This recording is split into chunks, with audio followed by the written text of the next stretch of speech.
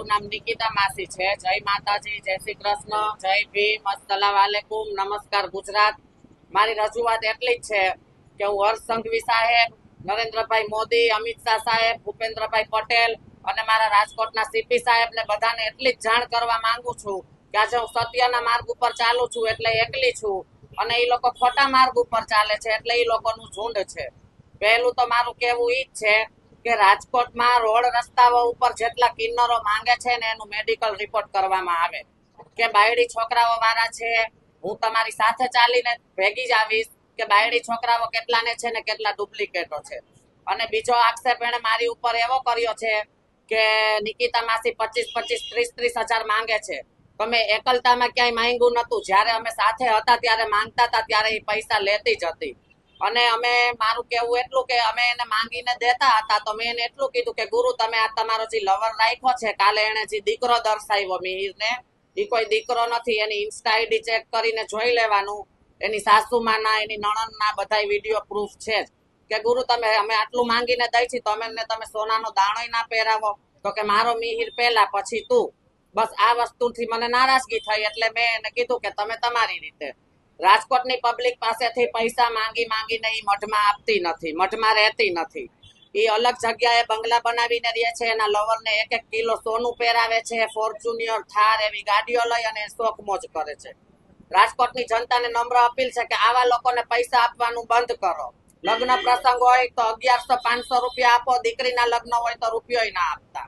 અને એને બીજા આક્ષેપ એવા કર્યા છે કે નિકિતા માસીના ત્રાસથી મારા 10 કિન્નરોએ ફિનાઇલ પીધું, પણ એવું નથી। મારી પાસે પ્રૂફ છે કે મને 30 જણા દ્વારા રહેમીથી માર મારવામાં આવ્યો। હું બેભાન હાલતમાં હતી તો મારા સોનાની, મારા રૂપિયાની, મારા મોબાઈલની એને લૂંટ કરેલી છે। અને મને કાલે એ લોકોએ ઓબ્જેક્શન ઉઠાવ્યો તો આથી 5 દિવસ પહેલા મીરા અને મિહિર માફી માંગે છે, સમાધાનનું કે છે, એવા પણ વિડીયો છે મારી પાસે। એ હું હમણાં તમને આપીશ, તમે પ્રૂફ તરીકે જાહેર કરજો। અને બીજી વાત એવી છે કે એમ કે છે અનુસૂચિત જાતિથી એ વિરોધ કરે છે, તો હું સત્ય સનાતન ધર્મને માનવા વાળું વ્યક્તિ છું। જ્યારે મેં દવા પીધી આના ત્રાસથી ત્યારે મારી સાથે બધા જ કાસ્ટના ઉભા હતા। જો એ મારી ઉપર એવા આક્ષેપ લગાવે છે તો હું એના જેવા પ્રૂફ દઉં છું। એક એવો મને ઓડિયો દે કે મેં અનુસૂચિત જાતિ વિશે કાંઈ બોલી હોય, ખોટી રીતના આ અનુસૂચિત જાતિને ઉશ્કેરવા માંગે છે। પણ આ કાસ્ટના લોકોને પણ હું એટલું જ કહું છું કે જો મારો વિડીયો કે ઓડિયો એ આટલો પ્રૂફનો વાયરલ કરે તો મારી ઉપર તમે જે સજા દેશો એ મને મંજૂર છે। બાકી એને આ કાસ્ટ વિશે આવું ઉશ્કેરવાના ધંધા કર્યા છે એની સજા એને જરૂર મળવી જોઈએ।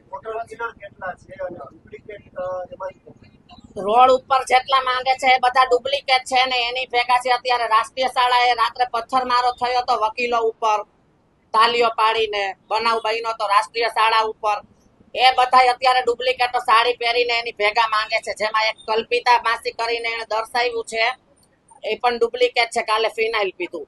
અને એ ડિવિઝન પોલીસ સ્ટેશનની તમે હિસ્ટ્રી કઢાવો કે મીરા ઉપર કાંઈ પણ થાય એટલે એની ટોળકી દ્વારા બધા ઉપર હુમલો કરવામાં આવે છે। મેં દવા પીધી તો મને દબાવવા ને મને બીવડાવવા એ લોકોએ દવા પી અને મારી ઉપર કેસ ખોટા કર્યા। એ ડિવિઝન પોલીસ સ્ટેશનની હિસ્ટ્રી ખોલો, એ ડિવિઝન પોલીસ સ્ટેશનની બહાર રોડ બંધ કરીને ફિનાઇલ પીને પોલીસ ઉપર એને આક્ષેપો લગાવેલા છે। થોડાક દિવસ પહેલા સાંગળવા ચોક ખાતે નિર્દોષ ટ્રાફિક પોલીસ વાળાને બેરહેમીથી મારે મિહિર, મીરા અને એના ટોળકી દ્વારા મારવામાં આવ્યો છે।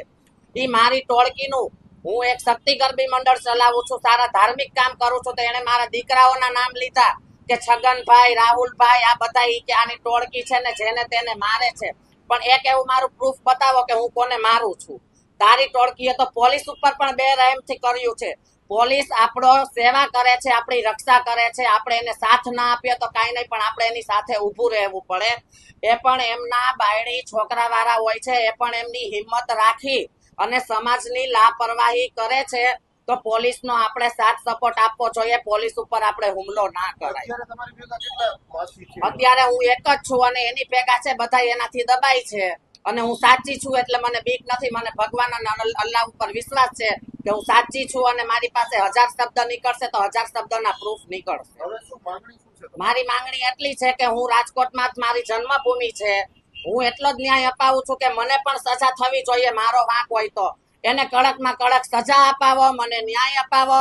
અને હું પહેલા તો દેશદ્રોહીનો ગુનો નોંધીશ. મને કે તમે મારા ચેલાઓ મારા વિરોધ થાવ છો ને, હું બીજા કિન્નરોને રાજકોટ વેચી દઈશ, જેથી તમે રાજકોટ માંગી ના શકો. તો રાજકોટના કોઈ કિન્નરો એવા માલિક નથી હોતા કે રાજકોટ બીજા કિન્નરોને વેચી શકે.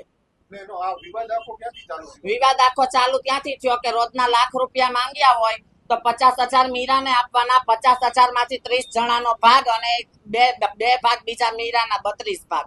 અમારે 1,000-1,200 રૂપિયા લઈને જવાનું. કોઈ જજમાન સારા હોય, કોઈ ખરાબ હોય, અમને સારું બોલે ખરાબ બોલે અમે સાંભળીએ અને એનો મિહિર ઈ રૂપિયાથી જલસા કરે.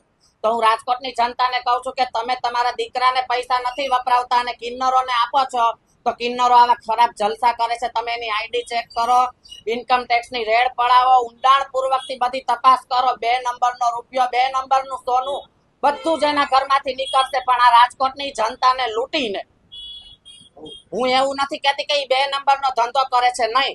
રાજકોટની જનતાને લૂંટીને પહેલી વાત તો એ કે કિન્નરોને બધા ભગવાન માને છે, કિન્નરોને કોઈ દી ભાયડા નથી હોતા.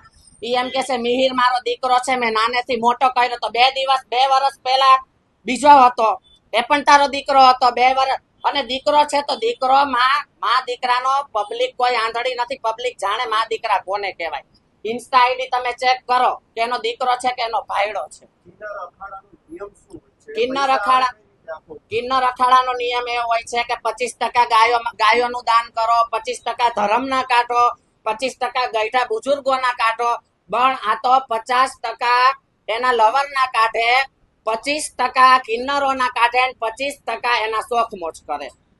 તમે ખાલી એની આઈડી ચેક કરો એટલે ખબર પડી જશે કે રાજકોટની જનતા પાસે કિલો સોનું નહીં હોય, પણ આની પાસે સોનું નીકળે છે.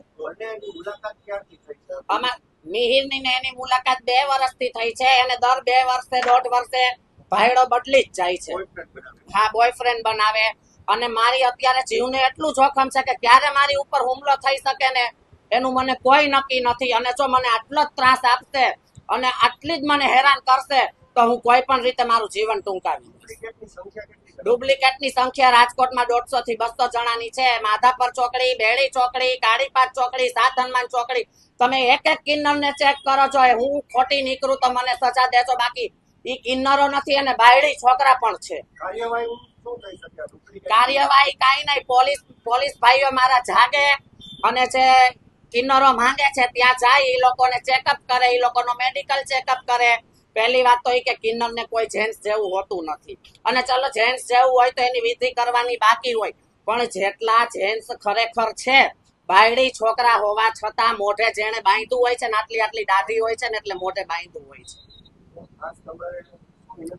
મારી વિનંતી એટલી છે કે બસ પૈસા આપવાનું ખોટી રીતે બંધ કરો અને મને ન્યાય આપો. મારા પણ બાપનું ગામ છે. મને નાનો એવો કટકો આપો કે હું મારું જીવન ગુજારી શકું.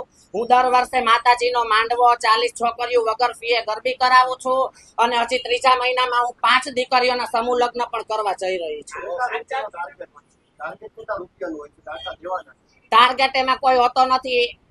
આપણે જાણે કે લાખ રૂપિયા માંગ્યો હોય તો 50,000 એને આપી જ દેવાના. હા, સાચા કિન્નરોની ઓળખ કાંઈ આ જમાનામાં એવું કાંઈ રહ્યું જ નથી કે ઓળખ કિન્નરો બતાવી શકે. પબ્લિક પહેલાના સમયમાં તો એવું હતું કે લાઈટ ના હોય ને કિન્નર એમ કે પંખો ચાલુ થાય તો એ થઈ જાય. અત્યારે ભાઈડાઓ કરવાના શોખ છે એટલે સત બધું વયું ગયું છે. અને મારી પાસે બધા પ્રૂફ છે કે 5 દિવસ પહેલા મિહિર અને મીરા બંને સમાધાન માટે કોલ કર્યો. મેં વિડિયા ઉતારેલા છે, પ્રૂફ છે. માફી માંગે છે કે તને લખાણ કરી દઉં, મોઢામાં ચંપલ લઈને માફી માંગુ, મારે તારી જરૂર છે. અને મેં જો એ વસ્તુની સમાધાન કરવાની ના પાડી ને એટલે એની મારી માથે આવા ખોટા આક્ષેપો કર્યા છે. બરોબર, એ પ્રૂફ પણ હું અત્યારે જાહેર કરીશ જ.